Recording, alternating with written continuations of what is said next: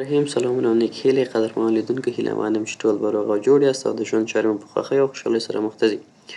درنو لیدونکو موږ او تاسو د فوتوشاپ په فلتر برخه کې بحث کوو او یو څه درسونه مو ویل او نن ورځ هم راځم څنګه کولی شو یو خپل جسم ته یا خپل تصویر ته په داسې حالت ډیزاین کړو یا داسې فلتر ورته ورکړو چې د سرعت په حالت کې مثلا دغه شخص که چیرې تاسو وګورئ دا د منډې وهلو په حال کې د غواړو چې دا داسې حالت ته راوړو چې دا سرعت یې ډېر ده. نو د هغه دپاره لیر برخه کې راځو اول د خپل بیکګراوند څخه یو کاپي زه اخلمه په دغې علامه باندې که چیرې تاسو کلیک کړئ یو د بیکګراوند څخه کاپي اخیستل کېږي. بېرته راځو خپل دغه جسم چې ما تاسو یې ګورئ دغه انسان دا غواړو چې کرپ کړو یا هم دا غواړو چې ماسک کړو. نو مختلف طریقې وي د آبجکت په واسطه هم دا کار کولی شو او د اجازه راکړئ او د سلیکټ آبجکت په واسطه هم دا کار کولی شو. تاسو وګورئ زه دغه جسم انتخابوم زموږ او ستاسو دغه د کویک سلیکشن ټول په واسطه لږ څه وخت ګیر کېږي سخت کېږي نو د په واسطه د کویک آبجکت په واسطه کولی شو ډېر په تیزۍ سره په اسانۍ سره دغه جسم انتخاب کړو او ورنه ګټه پورته کړو. ښه راځو دغه خولۍ نه ده شوې د کویک سلیکشن ټول نه په استفادې غواړو چې لږ څه یې زوم کوو دغه خولۍ هم ورسره اضافه کوو لږ څه دغه د دغې خپل براش هم لږ څه لویوم دغه ساحې باید پکې راشي بېرته د الټ څخه په استفادې دغه اضافي برخه یې کټ کوم ډېر په ارامۍ سره. بل کومه برخه ګورو چې پاتې ده مثلا دغه برخه یې غواړو چې لږ څه کټ کړو په دغه بوټ کې اضافه برخه راغلی ده د کنټرول په واسطه دغه زوم کوم دغه برش نور هم الټ نیسم دغه ځای پرې کوم لږ څه ډېر په دقت سره تاسو کار کولی شئ چې ستاسو هغه کار ښایسته راشي. دا هم لږ څه باید طبیعي شکل سره ښکاره شي.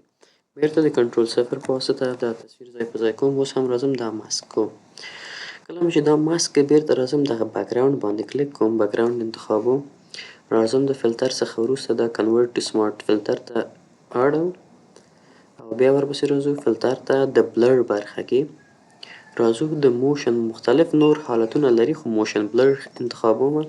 تاسو وګورئ زموږ او ستاسو تصویر په اتومات شکل سره دغسې حالت ځان ته غوره کړه. هر برخه چې تاسو ګورئ تاسو ته یې سرعت معلوموي دغسې کې که چیرې تاسو کلیک وکړئ او تاسو کولی شئ چې زاویه یې هم تاسو بدل کړئ مثلا د دې دغه زاویه پورته وي ښکته وي خو صفر کې عموما ډېر ښه وي 0 درجه زاویه کې او تاسو یې ډسټنس هم کنټرولولی شئ چې ډېر فاصله ولري نیږ فاصله ولري. تاسو وګورئ چې څومره کموي هماغومره یې سرعت موږ او تاسو ته ښکاره کوي چې ډېر سرعت لري که لږ. تاسو وګورئ دغومره زما په نظر دغه کفایت کوي. اوکې باندې کلیک کوم موږ او تاسو ته دغسې یو تصویر د سرعت په حالت کې ښکاره کوي. که چیرې زه دا آف کړم تاسو وګورئ زموږ او ستاسو تصویر په ساده حالت کې دومره ولې دلته د منډې وهلې حالت هغه کچه یې ډېر ښکاري.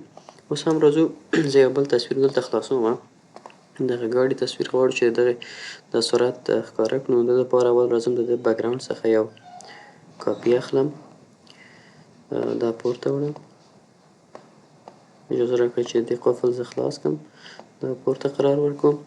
بیا راځم د پراپرټیز برخه کې ما تاسو ته ویلی چې ریموو بیکګراوند او سلیکټ آبجکت دواړه لرو.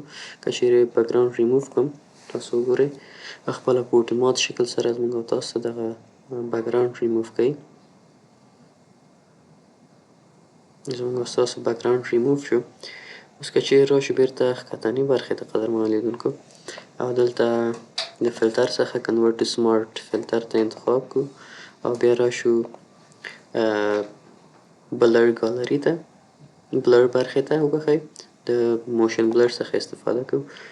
اوس که یې څومره شدت ډېر کړو تاسو وګورئ دغومره موږ او تاسو ته تر 2000 پورې تصویر ته به کتو موږ او تاسو یې شدت ورکولی شو فاصله او ډسټنس سوایه یې هر څه تاسو کنټرولولی شئ.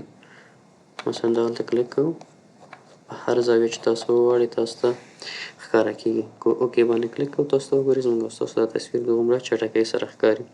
که چیرې زه دا سمارت فلټر خاموشه کړم تاسو وګورئ مخکې د هغه نه. نو قدرمنو لیدونکو دا زموږ او ستاسو د نن ورځې لیکچر له تاسو څخه په آخره کې هیله کیږي چې زموږ یوټیوب چینل درسره سبسکرایب کړئ او له نورو ملګرو سره شریک کړئ او دغه تصاویر تاسو ته په ډسکریپشن برخه کې لینک یې تاسو سره شریک کوم او تاسو کولی شئ چې ډاونلوډ یې کړئ. ښه وخت ښه